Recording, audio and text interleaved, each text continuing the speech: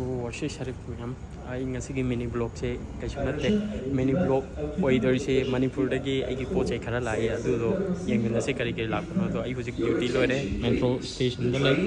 chatla se pot to pick up tawba koi gi laikai gi yam basung lai adu gi manak ta pirak pani so guys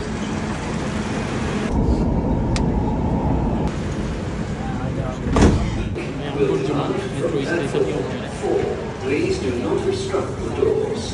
Metro station Burjaman amasung Union Metro station che interchange ni. I with the C metro station ani sida red line amasung green line gi interchange tawi.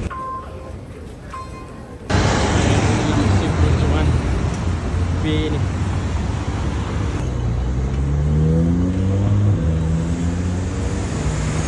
If I car sorry. So finally pochai laure guys. Lege yumda pura ge yanglaage room yauraga pura e room na yengase kai ke pirak pun yum legi pochai si he chak hawai leire sida so hawai ma leire nu leire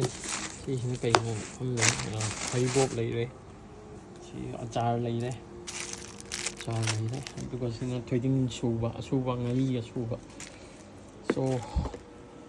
thank you yaura finally yam hawarni chain jang cha ba Manipur gi cha da bu kui rabani si so yam na ngai ja yaurok pa si se kaino si su thoiding asuba mali so yam finally yaura yam ngai re thank you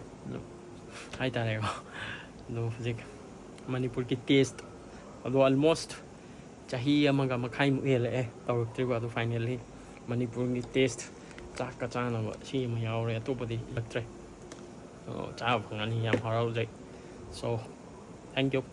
mathangi mini vlog tam thengnar si bye